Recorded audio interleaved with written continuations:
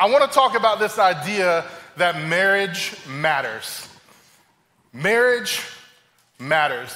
You see, just about a week ago, I was back home in Orlando and had a conversation with someone that I've lost count of how many times I've had this conversation, and they said to me this statement, it's just not working anymore, Barry.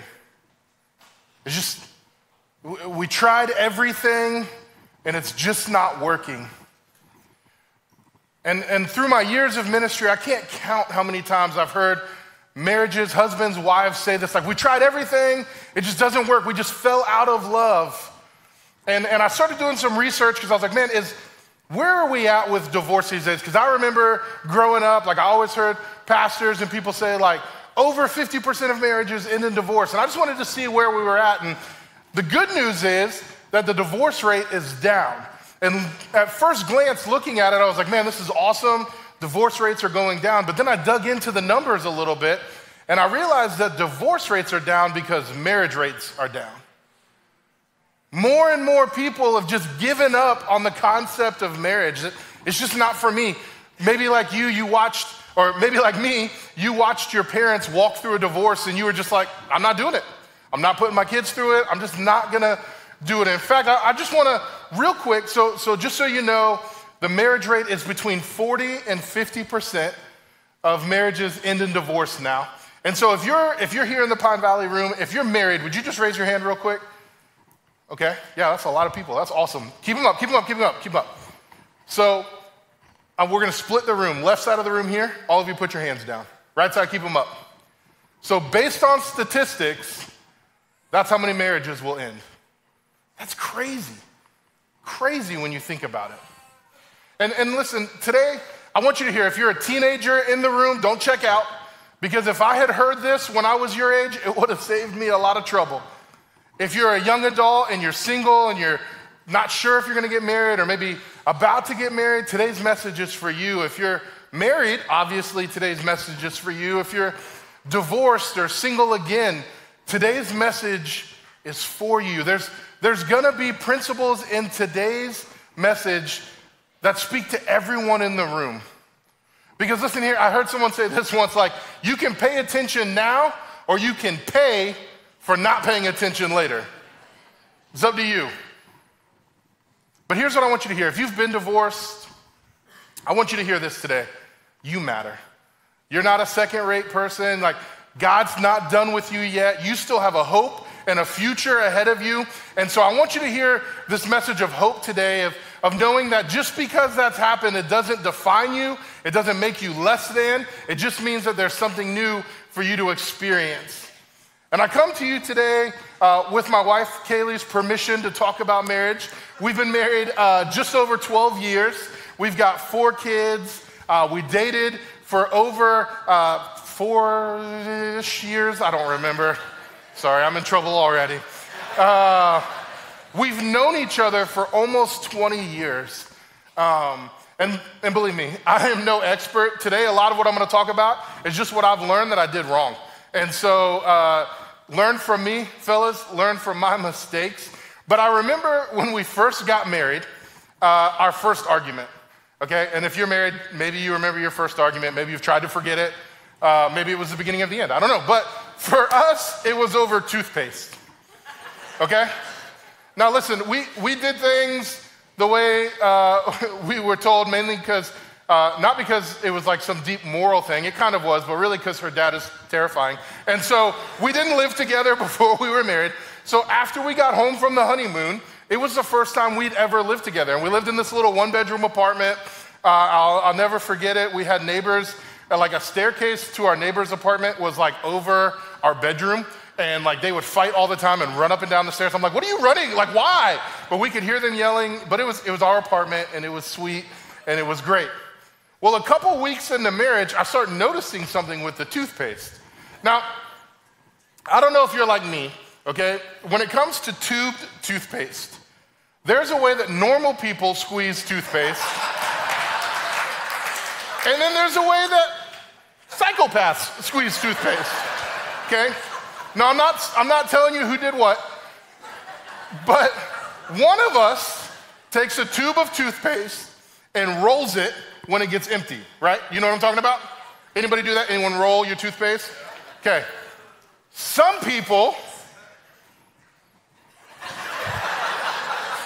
take the tube of toothpaste with no regard for anyone else, and they just grab the thing and squeeze it out. And here's what, but it takes work because I've rolled it up. You have to unroll it to squeeze it. Like you took an extra step. Anyways, it was our first fight in marriage. And then I just decided I'm not gonna fight over it anymore. So I bought the kind that you can't squeeze. It's like, it just sits upside down. Problem solved, you know? But recently I read this article talking about the 5 red flags of safety. And it talked about in construction, I don't do construction, but I read about it and it says there are 5 red flags of safety when it comes to construction. And I just thought, man, that's so fitting. We're in a series called Red Flags. I've got the opportunity to talk about marriage. What if I talk about the 5 red flags of safety in marriage? But I love in the article, here's what it says. It says the red flag has been used throughout history as a signal that there is a problem or danger, encouraging people to stop and take notice. So here's my hope for today. Maybe your marriage is thriving and it's great. Maybe your marriage is like, okay. Maybe your marriage is like on the brink of disaster. My hope and my prayer, and maybe if you're single or not married, you would take notes today and you would just stop and take notice of what's going on. So the first red flag of safety we're gonna talk about today is the fact that ideas matter. And you might say to me, what in the world do ideas have to do with marriage? Well, I would submit to you that your idea of marriage will determine how you view marriage. Some of you, like I said, you grew up in a home where your parents got separated and got divorced, and maybe that's your view of marriage.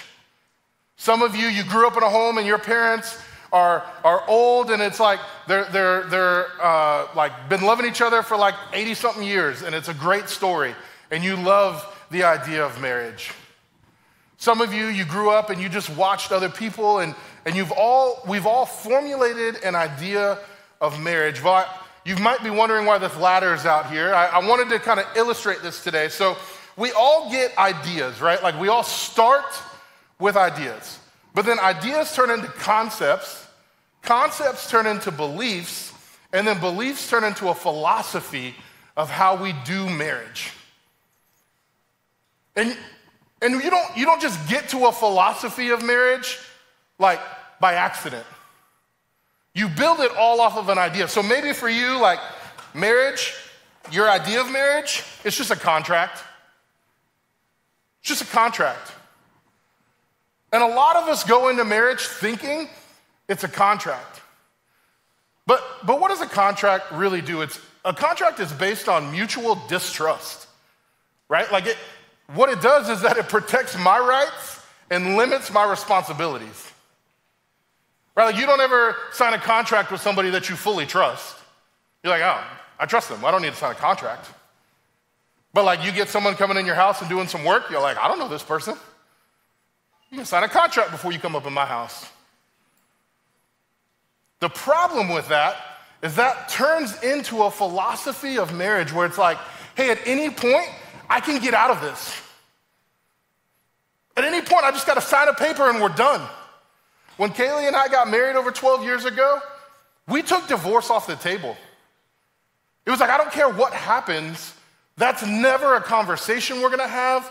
That's never something we're going to do. Some of you, right, like you grew up watching Hallmark movies. So your idea of marriage is that some rich guy is going to come sweep you off your feet and rescue you, and you're going to live this incredible marriage. You've built this philosophy off of something fake. Maybe like me, you grew up listening to the best genre of music, hip hop.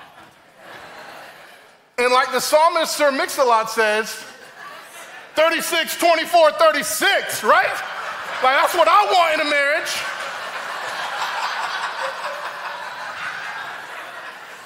Pastor Matt gave you all a warning, PG-13. I'm just saying. We're just getting started, guys. We're just getting started. But you built this philosophy like, I better come home and she better be dressed up real fancy for me and there better be dinner on the table and all this stuff. And guys, that's like what you thought marriage had to be. Or maybe you had this idea of marriage that marriage is about me. It's about what the other person can do for me. Like I will be better, not because I'm married to that person, but because of what they're gonna do for me. And now you find yourself at this crossroad where this person hasn't met your expectations because you had a wrong idea of what marriage was. It all starts with our ideas. And your idea of marriage will dictate how you view it. You see, marriage is not a contract. Marriage is a covenant. It's a covenant between two people and a holy God. And marriage just isn't like a good idea. It's a God idea. I love not too long ago in a series Pastor Jeff did about marriage, he said this statement. He said, marriage is not a man-made thing with God added to it. It is a God-made thing. He designed it, he made it, and he defined it. Let's go back to the beginning. If you have your Bibles, you can jump into Genesis with me. It's in the very, very beginning. We're going to be in Genesis chapter 2. And I love this. Genesis chapter 2, starting in verse 21. Actually, I'm going to read the end of verse 20. And it says, "But for Adam, no suitable helper was found. So the Lord God caused the man to fall into a deep sleep. And while he was sleeping, he took one of the man's ribs, closed up the place with flesh, and then the Lord God made woman from the rib he had taken out of the man, and he brought her to the man. The man said, 'This is now bone of my bones, flesh of my flesh. She shall be called,'" I like to say woman, right? Because this is the first time you ever seen it, but woman, "for she was taken out of man." I love 24. "And that is why a man leaves his father and mother and is united to his wife, and they become one flesh." We can't leave out verse 25. "Adam and his wife were both naked and they felt no shame." Like it was awesome. Pastor Kevin's gonna talk about that next week. But what I love about this verse is where it says, he leaves his father and mother. All the men in the house, can I talk to you for a minute? I understand that your mom did a lot for you. She baked you cookies, she cut the crust off your sandwiches, like, I get it. But when you get married, mommy is no longer the number one woman in your life. Your wife is. Now, ma'am, can I talk to the ladies for a second? It says, "For this reason, you'll leave your father and mother." So you can't expect him to be your dad. He's not. You also, I know it says mom and dad, but I'm gonna throw this in there too. Like, that counts for like your best girlfriend, like your sorority sisters, like all these people, like even your mom. Like, you can't call your mom and just vent about how horrible your husband is all the time. I've heard it said like this: venting is neither biblical or beneficial. You're talking to somebody that can't do anything about it. Go talk to him. I'm gonna give, ladies, guys, don't get mad at me. Ladies, I'm gonna give you a hint. I'm gonna give you a glimpse into the man's mind today. We don't even know we're doing it. I promise. Like, you come up and say, "Did you know you did this?" I'm like, "No." And they're not lying. They didn't realize they did it. Like, we are not as smart as you. Men have 3 basic needs. I'm not gonna go into all of them, but you can probably figure it out. If we are well fed, Yeah, okay. And I love, right, you might say, oh, well, that's in the Old Testament. Well, if you jump to Ephesians chapter 5, it says, for this reason, a man will leave his father and mother and be united to his wife, and the two will become one flesh. So it's in the Old Testament and the New Testament. Jesus reaffirms it in the New Testament. This is how marriage is supposed to happen. The second red flag is the fact that foundations matter. So our ideas matter and our foundation matters. Now listen, I put a lot of trust in this ladder when I get up on the top of it. Now part of that is because I read the labels. So I know it can hold me. I also know, because I've seen the building permit, that this stage was built professionally and correctly. So it can hold me, even if it's a little wobbly, like we're good. But I started thinking about the fact that the foundation of your marriage and my marriage will dictate how strong it holds up when life happens. Because how many of you have lived long enough to know life is gonna happen?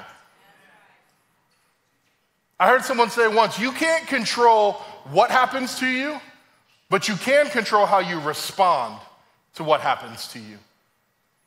And it made me think, a few weeks ago, Pastor Kevin was talking about this parable of the two builders. It's found in Matthew 7, and I'm not gonna read it to you today. I'm gonna give you the MBV, the New Berry version, okay? So like, it's a little different. It probably has some slang in it, but it'll work, okay? So basically, there's these two dudes, and they wanna build a house.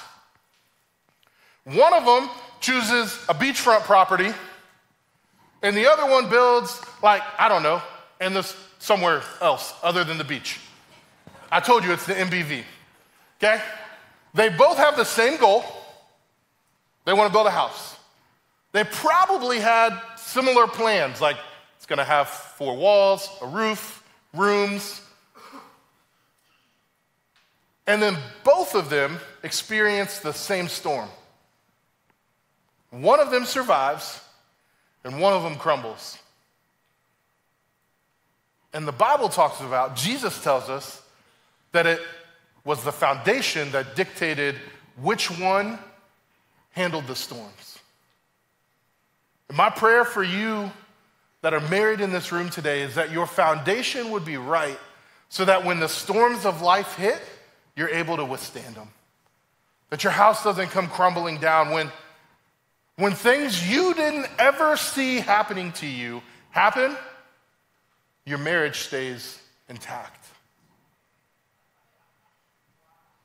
You see, what happens is we've got to go down to the bottom rung, and we've got to address the foundation on which we're standing.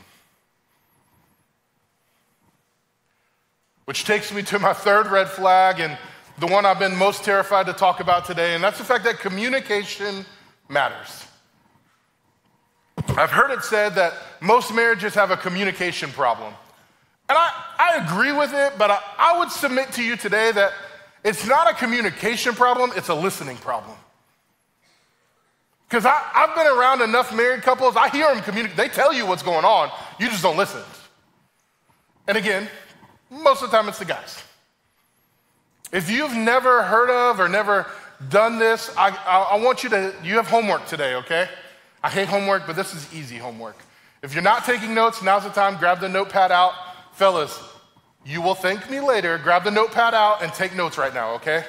Like there's a note card in front of you. But your homework today is when you get home tonight, Google the 5 love languages by Gary Chapman. Take the quiz, okay? Now listen, if one of you has the love language of receiving gifts, I pray for you. And if you'll join my wife in praying for her, because that's mine. I love things. Like you give me something, it's like, oh man, you love me, especially if it's something like I want it. Like my buddy picked me up and drove me here today, and he gave me, he got my Starbucks drink for me, and it was right, and it was perfect, and I was like, dang, that's awesome. Kaylee's bought me shoes before, and I'm like, girl, come on now. Like, what you want? You got me a pair of kicks. But maybe for you it's quality time. Most men in the house, it's physical touch. Hello. But take the test. Because listen, when you speak each other's language, it matters. Like early on in our marriage, Kaylee would write me these notes and I'd be like, oh, thanks. Like, I'm not mad at it. I just don't want her to have to read anything ever. I'm like, babe, you could have just told me everything you wrote. It would have taken less time and like, I would have liked it a lot better. But it's because early on, she was trying to communicate to me how she receives love. And quickly I learned, like, I better start writing some notes to her. I wrote poetry, I drew pictures. It was a whole big thing.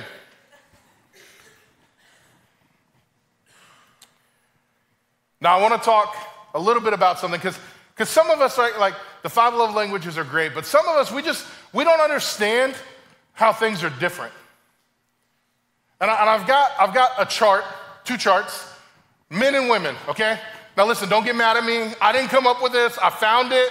So like you get mad at that person if it is what it is. But here's what I want to talk. I want to tell you this. Like this is not absolute 100% true all the time, but this is pretty true. And so here's how it goes. Women, your mind is kind of like an efficiency apartment. Now don't get mad at me. Listen, it's because this. Put it up there. You can have everything going on and it all intertwines and it all works together and you've got it all. Like you understand it all, you know where it's all at, it all works together. Men are more like this. We're more like an apartment. We've got compartments, like bedrooms in our apartment, okay? Now men, we have something that women don't have and it's called a hallway. Okay, now this is what, ladies, listen. This is why you can say to him, hey, what are you thinking about? And he's like, nothing. And you're like, there's no way he's not thinking about something. I know he's thinking about something. He's lying to me. He was thinking about another woman. What was he thinking about right now? He was just hanging out in the hallway.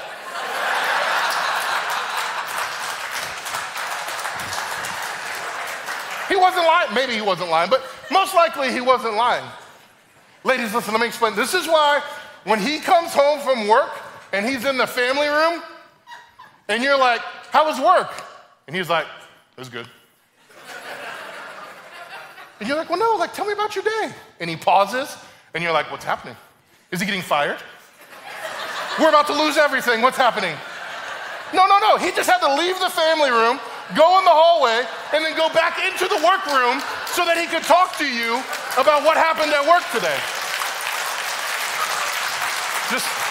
I'm just a messenger. Now listen, when you get married, you have a her room.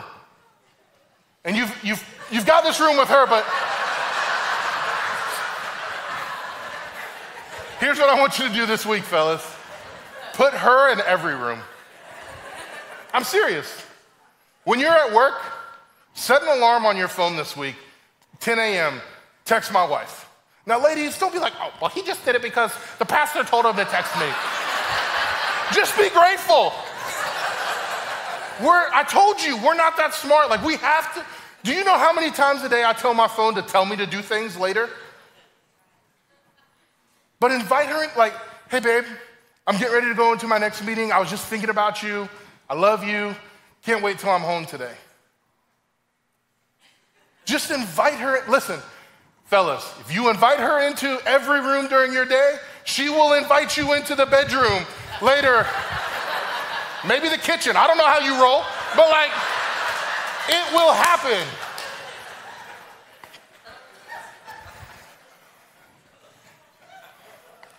One of the best books on marriages I ever read was by Dr. John Gottman, and it's called The 7, I lost it, I can't remember. The 7 Principles That Make Marriage Work. It's an incredible book, but in it he talks about these gauges, these 4 gauges or these 4 alarms in marriage. Now picture your car, Some of you ignore the gauges, right? Like that gas light comes on and you're like, I got 2 more days on this thing.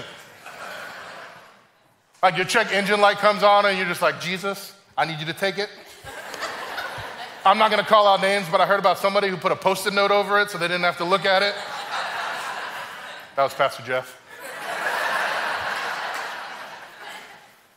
The one I can't stand is like when it gets hot and cold and then your tire pressure goes on. It's like, I don't wanna I gotta bend down for like ever, and I gotta find out which tire it is.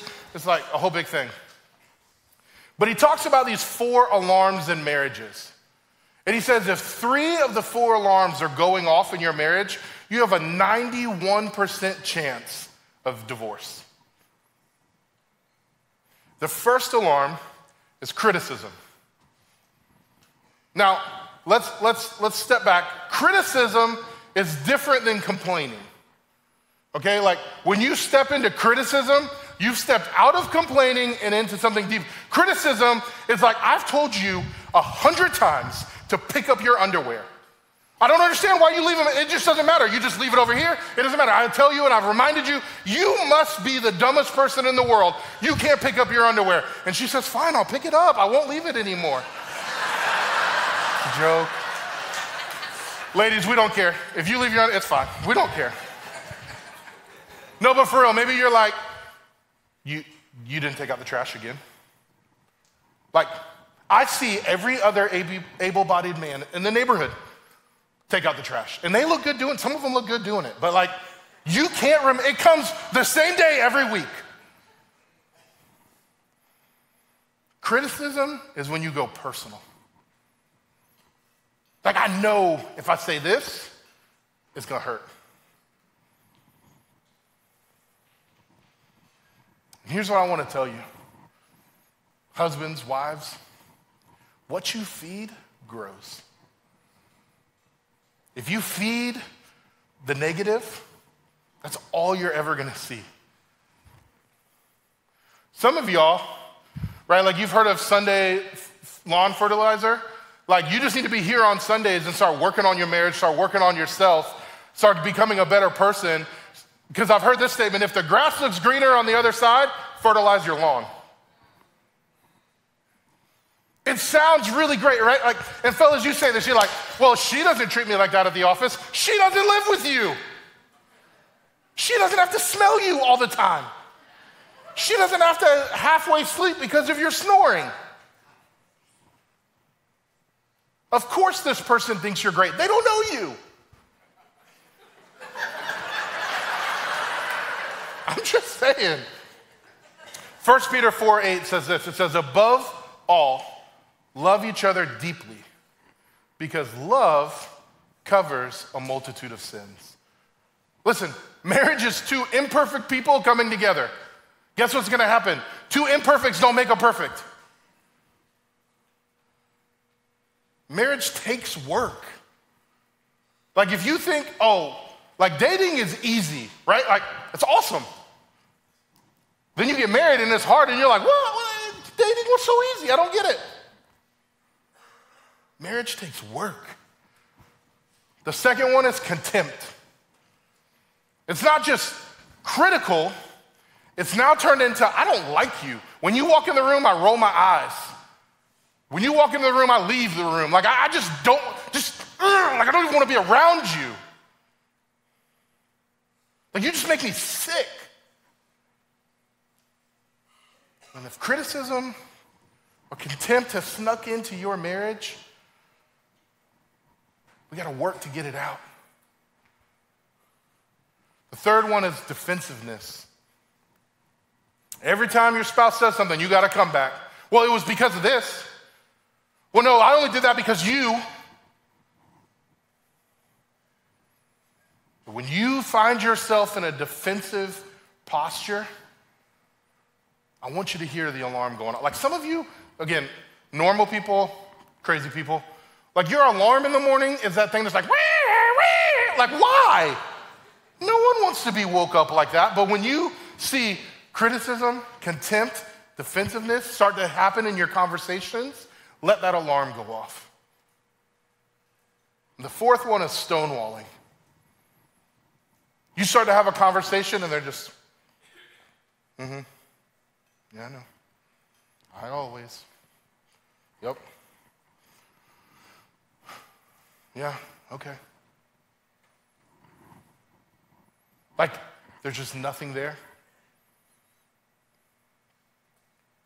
Listen, if 3 of these 4 are present, 91% chance of divorce. And we're here for you. Like, call the office this week. We'd love to sit down. Pastor George, Miss Karen, they've counseled thousands of people. We want to get you help. But here's what I want you to know. Like, if you don't put in the work now, you're going to put in the work later. Like, I don't know if you ever looked up how much it costs to get divorced. It's not cheap. And then you're going to be paying for a long time. So here's what I want you to do.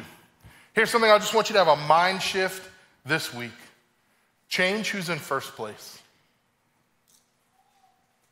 When it comes to your relationships, even if you're not married yet, but especially if you're married, change who's in first place.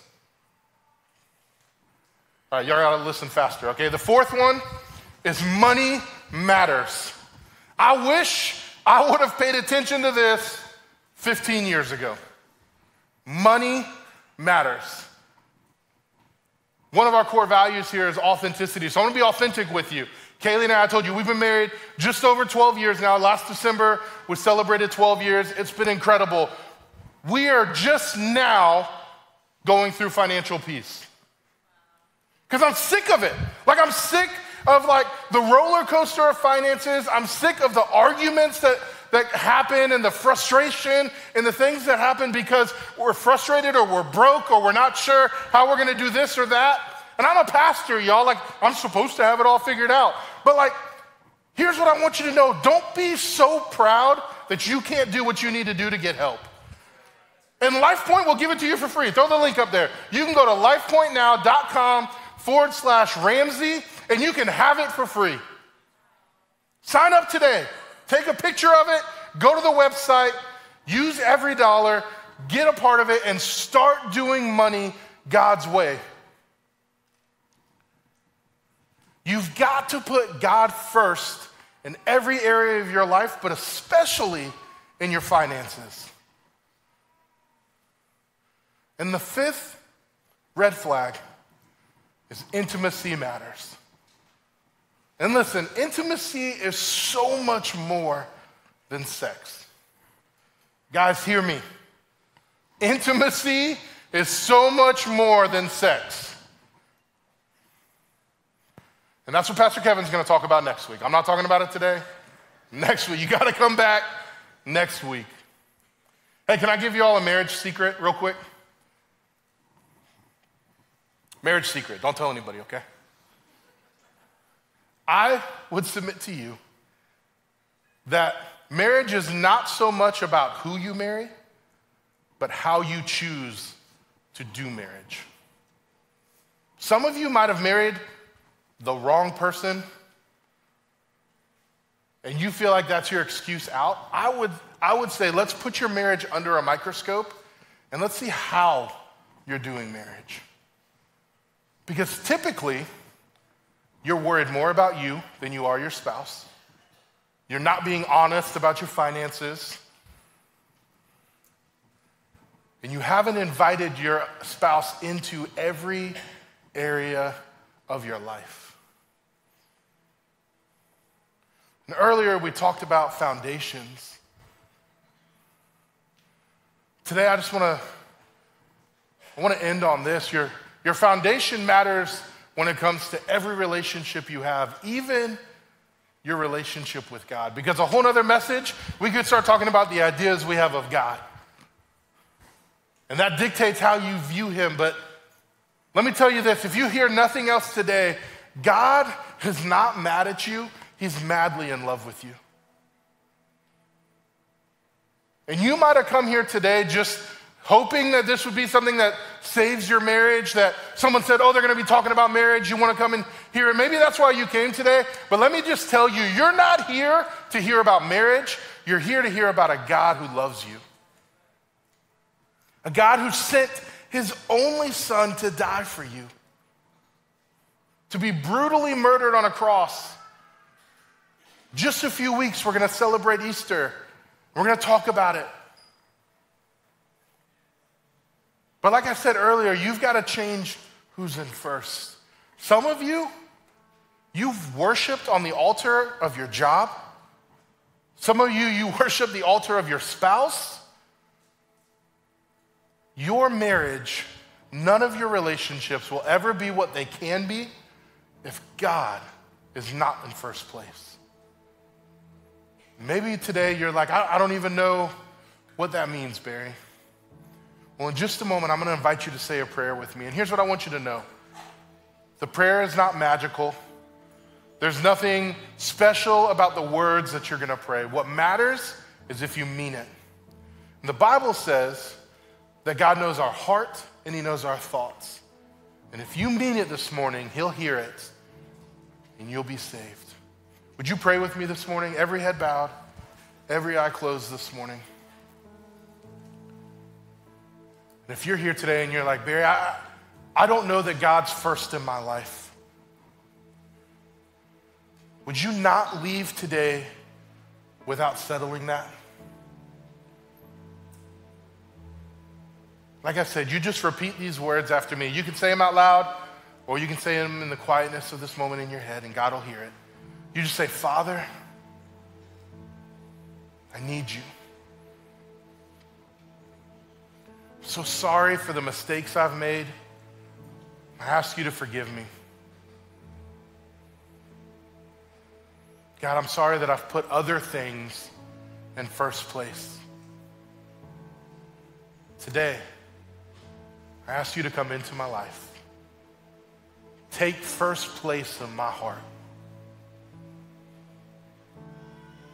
And from this day forward, as best as I know how, I want to live for you. Listen, with every head still bowed and every eye still closed, if you just prayed that prayer with me this morning, I would love to know that.